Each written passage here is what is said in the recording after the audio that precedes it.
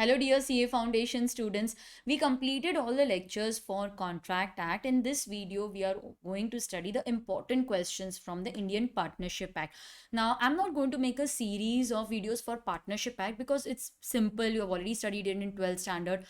I am only going to discuss the important questions, the case studies from this act in one video itself. I have identified three questions, one on minor, other on expulsion of a partner, and there's one question on registration of partnership. So these are frequently tested concepts in the exam.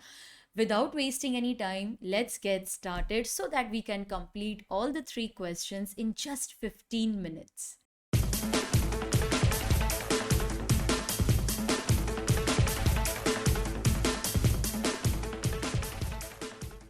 The first two questions are from the module. So if you don't have the module while watching this video, pause the video, get your module, and we will discuss question 3 and 5 from the module. The third question which I'm going to discuss is from my compiler. Messrs. XYZ and Associates, a partnership firm with XYZ as senior partners, were engaged in the business of carpet manufacturing and exporting to foreign countries. Okay. On 25th August, they inducted Mr. G, an expert in the field of carpet manufacturing, as their partner. All right. On 10th January 2020, Mr. G was blamed for unauthorized activities and thus expelled from partnership by united approval of all the partners. See, students, this is one very important point. It's a keyword which will help you to frame the entire answer. Students, the answer is hidden in the question itself. So you need to identify the keywords, only then you will be able to frame the answer very quickly in exam. Examine whether the action by the partners was justified or not. अब पूरा question हमने पढ़ लिया है. आपको बताना है कि ये जो उन्होंने एक्सपल्शन किया है वो वैलिड है या नहीं. इज द एक्सपल्शन वैलिड और not? What should be the factors? What should have the factors to be kept in? It's wrong English, but anyways, what are the factors to be kept in mind prior to expelling a partner from the firm according to the provisions of the Indian Partnership Act 1932? So basically, they want you to first answer whether the action, that is expulsion, is valid or not, and second thing which they want you to comment on is what are the requirements for expelling a partner. So could you tell me what are the factors to be kept in mind while expelling a partner? उसमें ना 3 points है और 3 points good faith के हैं. आपको all 6 points याद करके जानी है. You have to remember all of them. It is very very important for exam. आएगा direct question. You will be asked only a direct question, but you need to know all the provisions. Okay. So when is the expulsion of partner valid? क्या लिखोगे? Yes, for valid expulsion, सबसे पहले तो the partnership agreement must allow expulsion of a partner.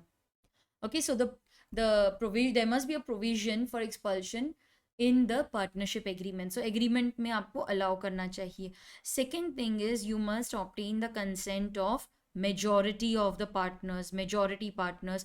देखो all तो होगा ही नहीं, because one who is being expelled, he will never give permission, or he will never give his consent for expelling him as a partner, no. तो all का तो consent होगा ही नहीं. Expulsion will be by majority. You keep majority partners have to give their consent. And the third requirement is that expulsion must be in good faith. Now, what is good faith? It is, yes, it is defined in the Partnership Act. Good faith means that the person who is being expelled must be served with a notice. हमें उसको notice देना चाहिए specifying the reasons for expulsion, कि हम तुम्हें क्यों expel कर रहे हैं. And he must be given an opportunity of being heard. Opportunity of being heard मतलब we should give him an opportunity of justifying कि भाई उसे क्यों नहीं निकालना चाहिए. चलो बताओ, नोटिस तो दे दिया हमने, चलो बताओ अभी तुम्हें क्यों ना निकाले. And the third requirement is that the expulsion must be for the benefit or in the interest of the firm. It must be for the benefit of and in the interest of the firm. Students, when you write all these provisions, you can expect very good marks in your answer. Okay, so 3 points for when is the expulsion valid, and 3 points for explaining when is the expulsion in good faith. Now let's see the model answer. But before that, can you tell me, is the action of partners justified in this case? He was blamed for unauthorized acts. Yes, can you tell me? It is a ground for expulsion of a partner. Yes, it is. So, majority have given their consent. It is by united approval. All right. It should be in good faith. And if all these three conditions are satisfied, expulsion is valid. So, let's go through the model answer. This is the model answer, section 33 of the Partnership Act. For valid expulsion, now they have written only good faith in the main answer, but you will also write when is the expulsion valid. Now, why have they written it in this manner? Because the factors have been asked separately, so they didn't want to repeat it. That is why they have written good faith, that point first. चलो देख लेते हैं यहाँ पर. अच्छा, expulsion कब valid होगा? The power must exist in the contract and it must be exercised by majority have to give their consent, and it must be in good faith. Now what is good faith? वो यहाँ पर लिखा है. Good faith means that the expulsion must be in the interest of the partnership. जिसे expel कर रहे हो उसे notice दो, and he must be given an opportunity of being heard. ये अगर satisfy हो जाता है, then it is in good faith. So over here the expulsion is justified because it is with the united approval of all the members. And जो factors उन्होंने पूछे थे वो भी हमने लिख दिए. तो स्टूडेंट्स, आप रिपीट कर सकते हो if you want the points, but if you don't want it तो आप इनके जैसे गुड फेथ पहले एक्सप्लेन कर लो, बाद में एक्सप्लेन किया तो भी चलेगा. ओके, तो you can say for valid expulsion these are the factors. Now can we interchange the sequence? Factors वाला जो सेकेंड पार्ट है वो हमने पहले लिख दिया, तो और ये जो वन सब क्वेश्चन है वो बाद में लिखा, तो नहीं, वैसे नहीं करना है आपको स्टूडेंट्स. जैसा सीक्वेंस दिया है आपको एग्जाम में भी सब क्वेश्चंस को वैसे ही आंसर करना है. सो ओवर हियर सी, पहले उन्होंने ये पूछा है that whether the action is justified और not, and secondly what are the factors. तो आपको भी वही सीक्वेंस में लिखना है. ठीक है, चलो, तो ये था हमारा सबसे पहला क्वेश्चन. एक्सपल्शन पे रिसेंटली काफ़ी क्वेश्चंस आए हैं. Then let us discuss the provisions relating to minor. तो that is question 5. Master X was introduce to the benefits of the partnership. Yes, minor को तो बेनिफिट्स के लिए इंट्रोड्यूस करते हैं with the consent of all the partners. So students, in the question, in the first line, first sentence of the question, उन्होंने लिख दिया है कि अच्छा माइनर को क्यों इंट्रोड्यूस किया था?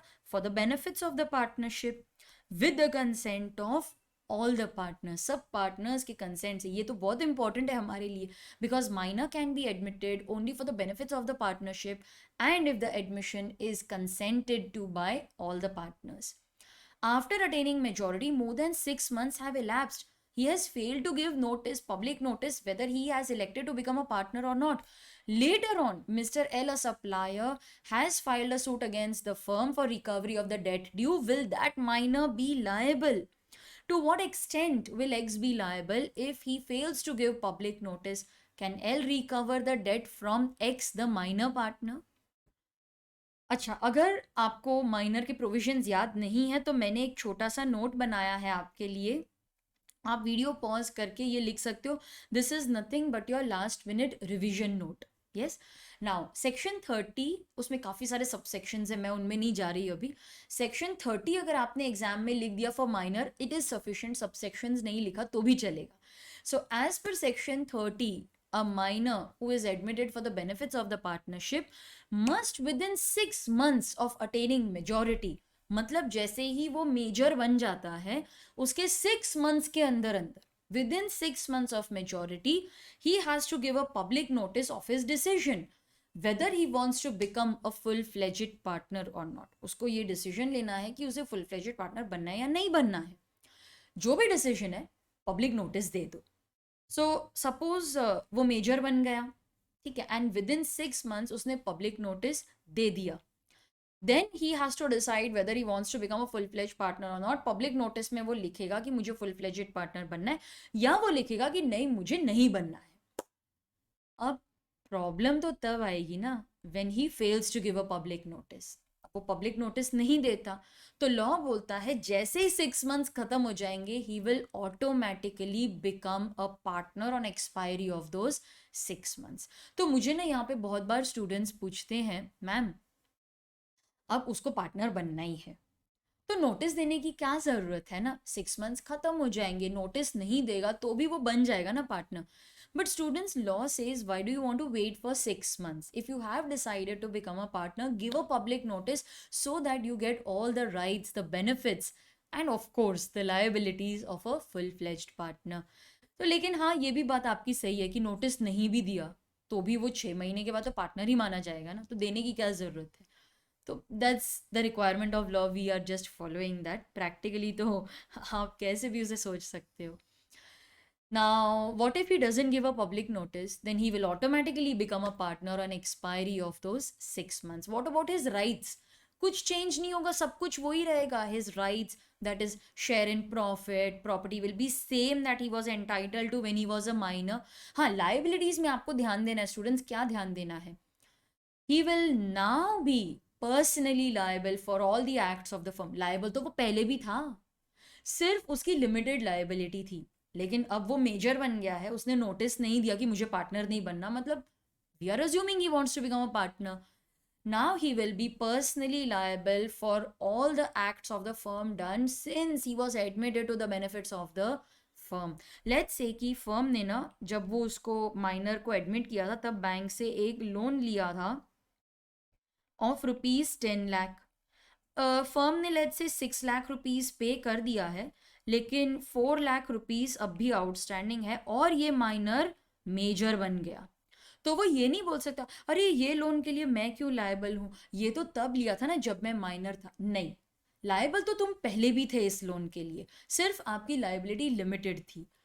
अब इस बैंक लोन जो अभी आउटस्टैंडिंग है आप मेजर बन गए हो उसके लिए now you will be personally liable. तो कुछ ऐसा चेंज नहीं होता, लाइबिलिटी पहले भी था, लायबल पहले भी था, अभी भी है. फर्क सिर्फ इतना है now he is personally liable for all the debts which are contracted since he was admitted to the benefits of the firm.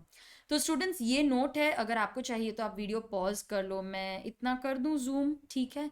पूरा नोट अभी एक ही स्क्रीन पे आ गया है, आपको चाहिए तो आप लिख सकते हो अपने नोटबुक में. चलो आपने आई थिंक जो भी लिखना था या स्क्रीनशॉट जो ले लिया है.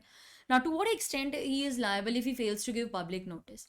He will be now personally liable for all the debts contracted since he was admitted for the benefits. And can L recover the debt from that minor partner?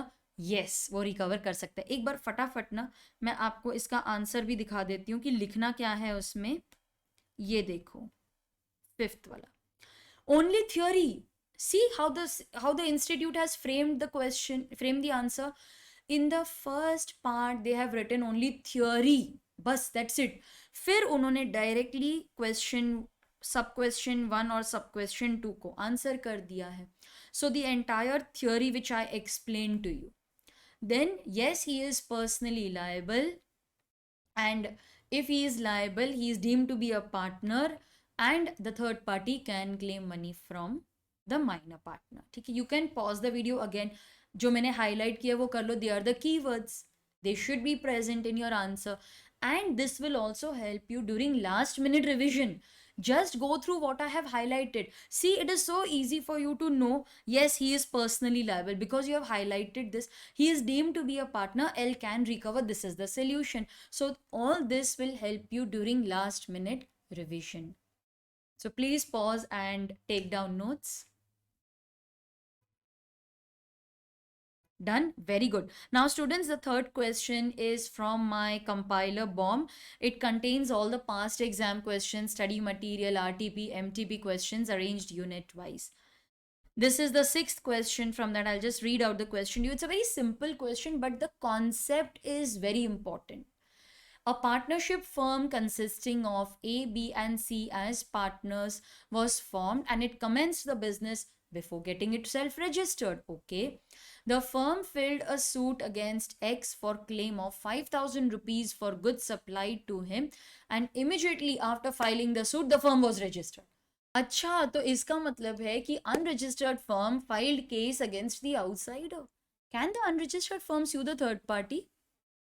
But can the third party sue the unregistered firm? Yes. अच्छा, अगर हमें case करना ही है तो क्या करना पड़ेगा? Registration करना पड़ेगा, लेकिन before filing the case.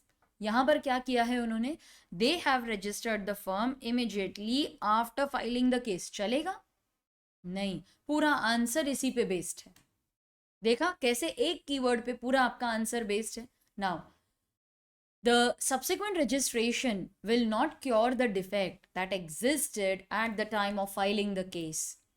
Meaning, subsequently बाद में आपने रजिस्टर कर लिया, उसकी वजह से केस फाइलिंग के टाइम पे जो आपका स्टेटस था अनरजिस्टर्ड, वो चेंज नहीं होने वाला. You should be a registered firm at the time of filing the case. क्या ये है? नहीं. So can they file a case? No. बस इतना ही लिखना है. सो अनरजिस्टर्ड फर्म, देखो मैंने यहाँ पर आपके लिए छोटे छोटे नोट्स लिखे हैं. Unregistered firm can enter into contract with third party. Contract कर सकते हो बट केस नहीं कर सकते. But third party can file case against the unregistered firm. ये तो बहुत गलत हो रहा है. Better to get the firm registered.